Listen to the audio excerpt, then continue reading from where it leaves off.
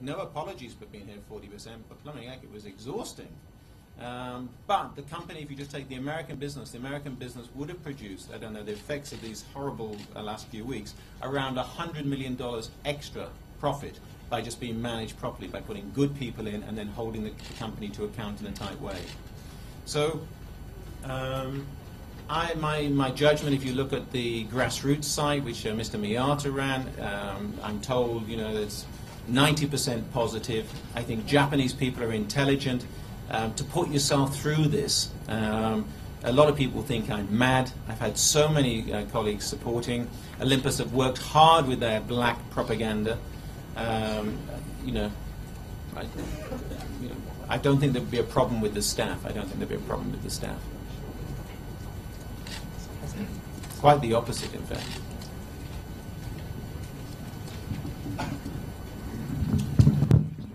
Anthony Rowley, Singapore Business Times. In retrospect, do you think you could have handled the problem in a different way? I mean, had you approached Japanese authorities rather than Ernst & Young and Price Waterhouse, do you think you would have got any satisfaction from them? After all, the factor revelations had appeared. And do you have any theory as to the source of those factor stories? Okay. Just a straw poll, because I'd like people to put their hands up. Who believes in this room, if I had gone directly to the Japanese authorities, this issue would...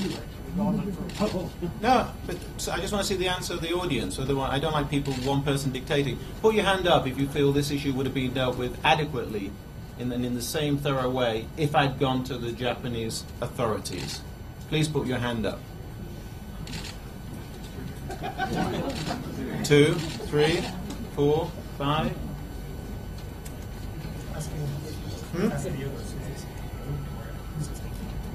Who thinks it's been dealt with better because it's in the eyes of the world's media? Yeah, well, I'm absolutely convinced. And if you hear Mr. Abe talk, and he may make an observation, I tried to deal with it over 6 letters internally with my board. I copied Ernst & Young because I gave it out. I thought it'd be harder for the board to ignore it. And I got fired as a result. If I'd gone down to, and you just read about the way Japan works, what I've done, I make it much easier for the SESC, the Tokyo Prosecutor's Office, and the Tokyo Metropolitan Police to deal with it.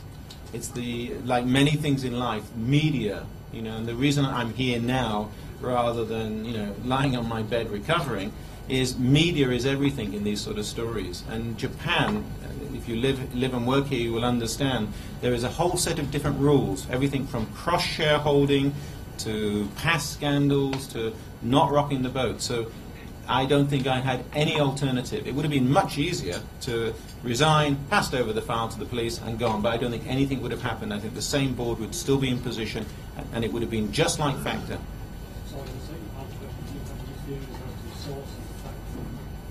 Yeah, a whistleblower from the company.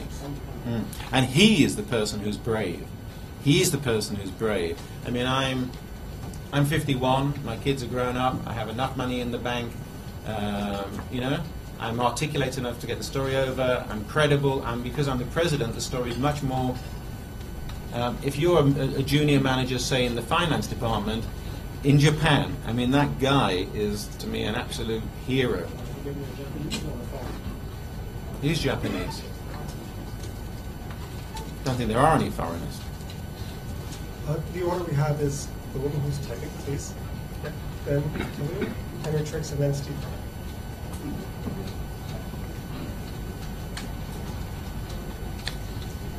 Isabel Reynolds from Reuters. I was just wondering about the whole thing about the change of auditors a couple of years ago. I believe Olympus changed auditors after about 40 years using the same auditor. And you knew about that and presumably thought it was a bit odd. I mean, didn't you think to investigate at that stage? Did you think there was some shenanigans going on? No, I didn't. I remember you incidentally after the interview we gave, and you said my romantic view of Japan would wear off, and by gum, you were right. I do remember that. No, the change of auditors from KPMG to Ernst & Young in 2009, I found it interesting that there was some dispute on the relation to the goodwill treatment. if you look at the emails which have been circulated. But I had no worries. Ernst & Young are a reputable firm, and fine, not a problem. It was interesting, I was curious, but didn't indicate for what moment that it would be something sinister.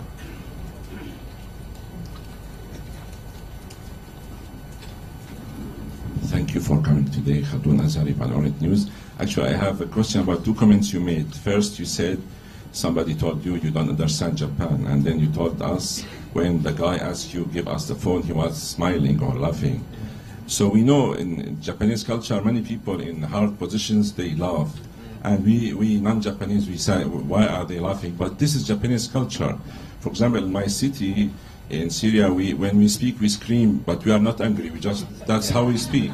So does that mean you really don't understand part of Japan, that when they are intense or stressed out, they smile? But I know what you mean, and you see especially females laughing nervously, But I knew this man for a long time. He's a chief financial officer. He's worked in the United States. He knew what he was doing. He knew exactly what he was doing. No, I've got no doubt. Somebody I know very well, lived in America. He knew what he was doing. And if I had misinterpreted it, then give me the keys to your apartment and get the limousine bus. I don't think you can explain that away, can you? As anything but what it was, which was to intimidate and to be gratuitous for the sake of it.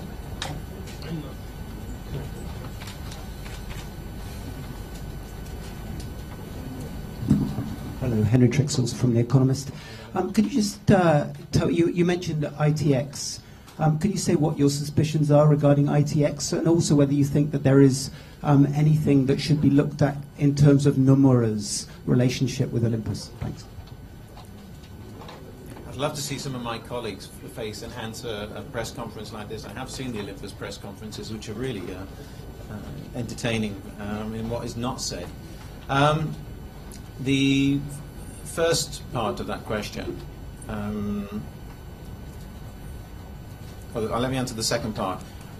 I have seen nothing in relation to Nomura, I've seen nothing, so I can't comment on that at all. And the first part of the question, remind me again, I've been up early. ITX. Global company, which was the mechanism which bought the three Mickey Mouse companies, was run by a gentleman called Yoko, and his elder brother was the chief financial officer, and the press have reported that Kikukawa supported him becoming the president of ITX. And he then went on to run Olympus China. Now that's just the link between two brothers, but one of those brothers was involved in transactions which constructed the Mickey Mouse companies. So I'm not saying the brother is wrong in any other way, but there is a link there. Also, ITX bought a whole range of companies which have no, I hate business school speak, but no synergistic fit at all. And as Reuters have confirmed, most of those companies have lost money. So as Olympus has admitted to that the Mickey Mouse companies were covering losses, and they are real companies. We do have a company which makes face cream. We do have a plastic plate Tupperware company. We do have a recycling company. There's enough in that which merits the whole ITX, which was of such a big transaction with all these strange companies. A lot of them bought where you're not buying them off mark. There's no mark price. They're not being bought off the indexes. That we should look and examine those transactions. And in my meetings with the SEC, SESC, Tokyo Police, and Tokyo Prosecutor, I've made it clear, and I have been reassured, that the whole lot will be looked at following the money flows. So I'm not making any accusations. There's just links there, and the nature of the business's purchases. So in those companies, who did we buy them from? What did we pay them for? Who was the statutory auditor? Who was the external auditor? For example, a lot of questions. Steve Herman, and then Jake.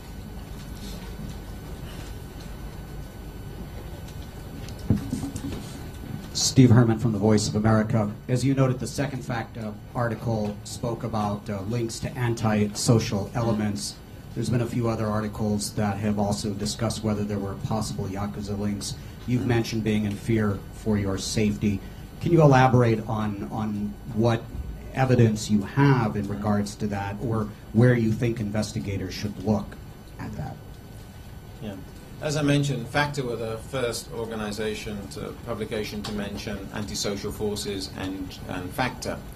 The New York Times published a leaked memo last Thursday, again suggesting links with organized crime, and also that the total money involved was $6 billion, not the $1.5 billion. And I think that the truth of the answer is, if being candid, I feel much safer now than I did when I left Japan, because I've told my story now. You know, I'm a businessman. I'm not somebody who is a forensic accountant or working for Kroll, or you know, I'm not a policeman. I don't work for the FBI. It's their job now to go and follow the money. That's not my area. So there's nothing more I can really tell, which would be, you know, upsetting anyone if they had a vested interest. I think, again, I don't want to be sensationalist. I think what is important is that we follow the money and see where it leads. For me, because of the different cultural reference point, criminality in itself, if the company was associating with criminal elements, that would be concerning to me. Organized crime has a special meaning in Japan. So there hasn't been any definitive evidence at all at the moment. Large amounts of money are involved, very large amounts of money involved, and we haven't followed the money. And I think we can draw absolute conclusions. But if you are constructing these funny transactions, which Olympus has admitted to, it's not legal to set up companies to hide losses. You are dealing with people who are prepared to carry out acts which are illegal.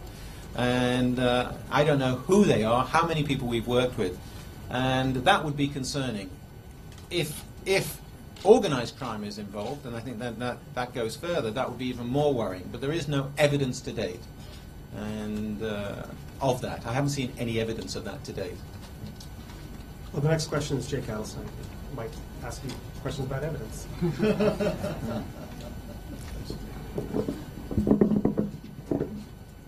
Actually, I'm not going to ask any questions about Yakuza or antisocial forces. I think you are being a little unfair to News Chef. Not only do they do microwave soft plates, they also do investment consulting. And they've had a president who was arrested for a $90 million fraud, so they're good with finance. The question I wanted to ask is at Olympus, is there a division that does due diligence? Or who does the due diligence on Olympus's acquisitions? Do they outsource it? Is it internal? What branch of Olympus does the due diligence on acquisitions and investments to make sure that they're legitimate companies? Most companies in Japan now do some kind of due diligence to make sure a company isn't involved with antisocial forces.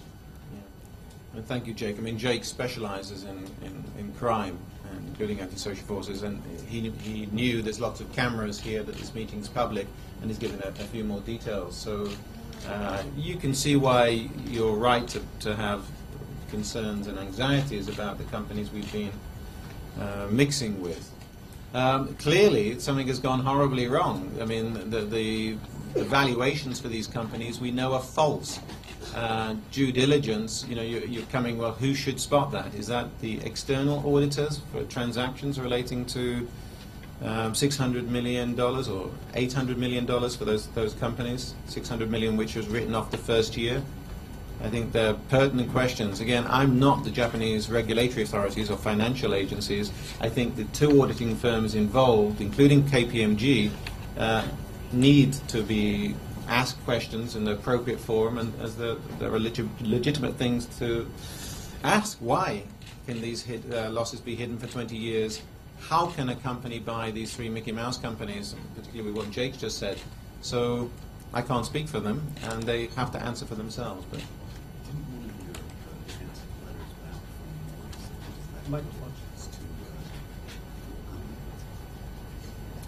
Jonathan, who's been very close to this story, reminds me that they left due diligence to Global Company. Now, Global Company was the company which appears the owned part of the companies Olympus bought. If you look at all the structures and these strange investment vehicles, but it is a real web, and when you see and get into the detail, you understand why we have to carry out a forensic examination of any M&A activity Olympus has ever touched upon in the Kikukawa era and before that. Please. I have a count of 6 journalists who are already on the list.